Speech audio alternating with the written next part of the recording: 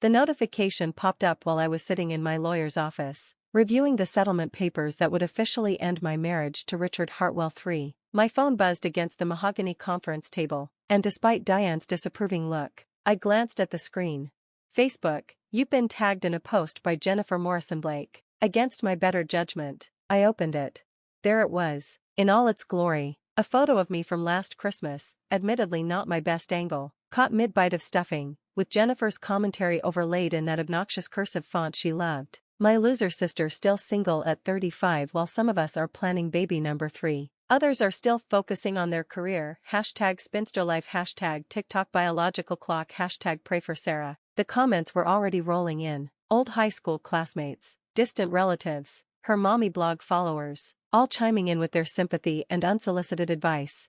Poor Sarah, has she tried online dating? My cousin was single until 37 and then met someone. There's still hope. Maybe if she wasn't so picky. Career women always regret waiting too long. I set the phone down and returned my attention to Diane, who was highlighting another clause in the agreement. As we discussed, the intellectual property remains entirely yours. All patents, trademarks, and proprietary technology developed before and during the marriage are excluded from marital assets. Mr. Hartwell has agreed to a clean break, no claims on your companies, no ongoing financial obligations either way. And the NDA? I asked. Ironclad. He can't discuss your net worth, your companies, or any details about your assets, as far as the public is concerned. This is an amicable divorce between two professionals. I signed where she indicated, each signature another step toward freedom. Richard wasn't a bad man, we'd simply married for the wrong reasons. He'd wanted a trophy wife to complement his hedge fund lifestyle. I'd wanted cover while I built my empire. For 5 years, it had worked. I played the corporate wife at his events while secretly running 3 tech companies from my hobby room. The marriage had served its purpose. Now it was time to shed that skin. That's the last one, Diane announced, gathering the papers. Congratulations, Sarah, you're officially single again, and approximately $30 million richer than when you walked in. The money was always mine, I corrected. Now it's just legally protected. My phone buzzed again. Jennifer had updated her post. Update, just found out she's at a lawyer's office right now, probably getting sued for being such a workaholic. This is what happens when you think you're too good for a normal life. I couldn't help but laugh. If only she knew which lawyer's office and why. The drive back to my apartment was peaceful. I'd moved out of Richard's Manhattan penthouse months ago, choosing a modest but comfortable place in Brooklyn. From the outside, it looked like a downgrade. In reality, it was freedom from pretense. My phone rang through the car speakers. Mom. Sarah. Honey, I just saw Jennifer's Facebook post. Are you okay? I'm fine, Mom. She shouldn't have posted that. I told her it was mean-spirited. But you know your sister. She's just worried about you. Worried. That's what they called it when Jennifer publicly humiliated me for sport.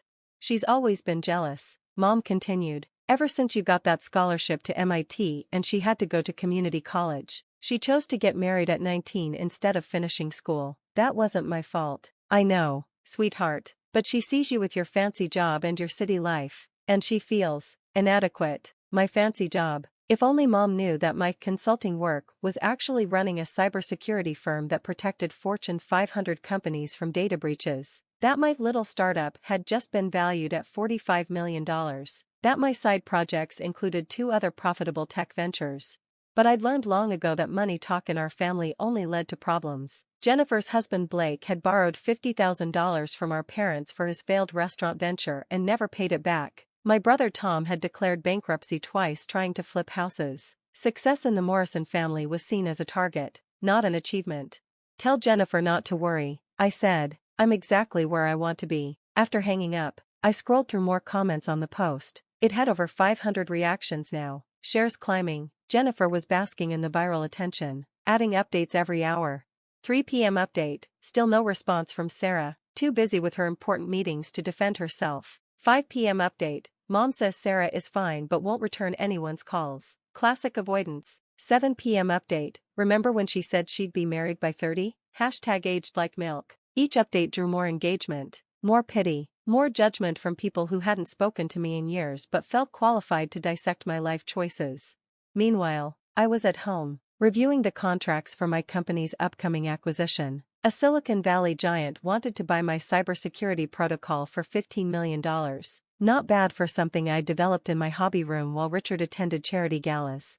The irony wasn't lost on me. While Jennifer crafted her narrative of my failure, I was literally signing papers worth more than her husband would earn in 10 lifetimes.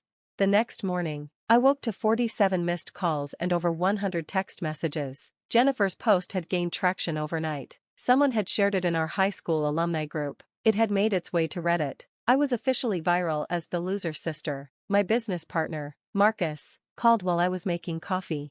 "Sarah, have you seen?" "Yes. Do you want me to handle it?" "I can have our PR team." "No. Let it play out." "You sure? This is getting ugly." "Someone posted your high school yearbook photo." "Marcus, I'm about to close 3 major deals worth a combined $22 million.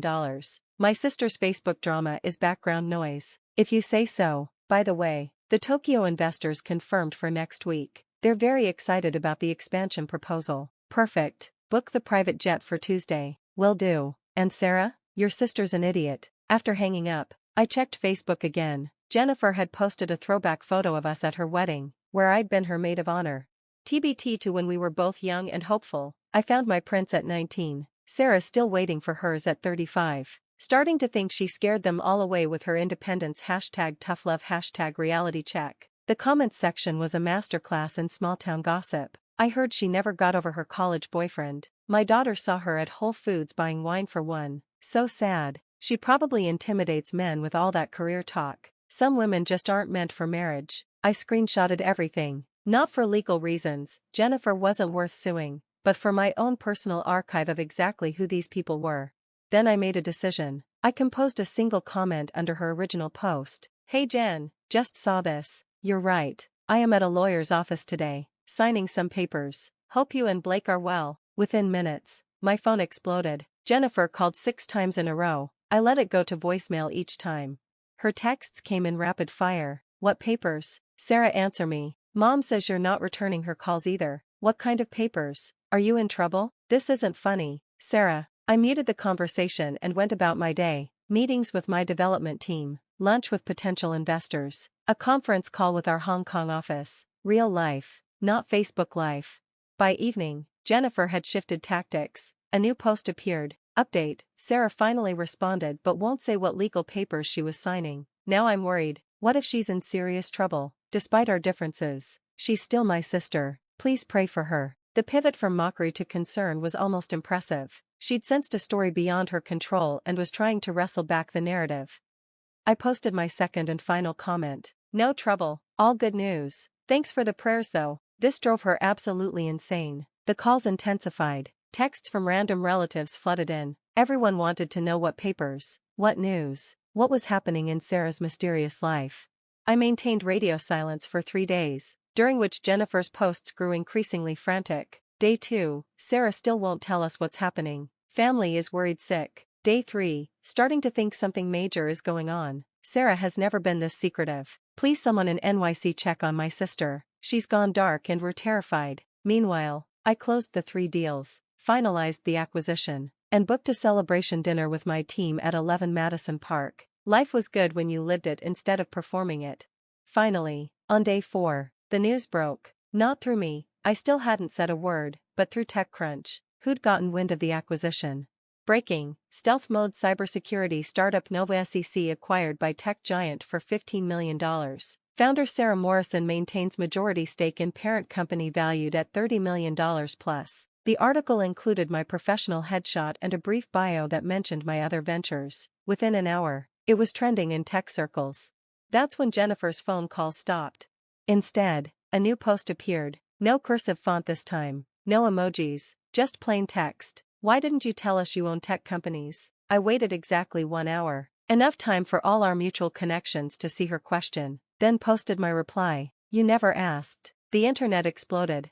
Screenshots of the exchange went viral on Twitter. "You never asked" became a meme. Someone made a TikTok dramatizing the entire saga. Reddit had a field day analyzing the family dynamics.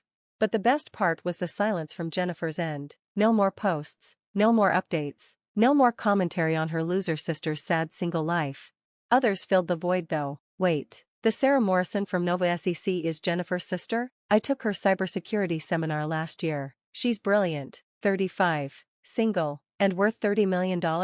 Goals AF. Jennifer deleted all her posts. She hadn't deleted them, I'd checked, but she had locked down her profile, hidden from anyone not on her friends list. The mommy blogger who lived for public validation had suddenly discovered privacy. A week later, my phone rang. Jennifer. Sarah. Hey, Jen. I owe you an apology. Do you? I shouldn't have posted that. It was cruel. Which part? The original post calling me a loser? The updates mocking my single status? Or the performance of concern when you sensed a story? Silence. I didn't know that I was rich? Would it have mattered if I wasn't? Would I have deserved basic respect if I was just a single 35-year-old woman working a regular job? That's not. I didn't mean. Yes, you did. You meant every word. You just didn't expect consequences. Sarah, please, we're sisters. We share DNA. That's about it. You've spent years using me as a punchline to make yourself feel better about your choices. That ends now. Are you cutting me off? Because of one Facebook post? I'm establishing boundaries. You want a relationship? Earn it. Start by examining why you felt entitled to humiliate me publicly for existing differently than you. Okay, I understand. Can I ask one thing? What? Were you ever actually single? Or was that a lie too? I thought about Richard. About our quiet arrangement. About the marriage that looked perfect from the outside but was a business partnership at its core. About the divorce papers that freed us both to find something real.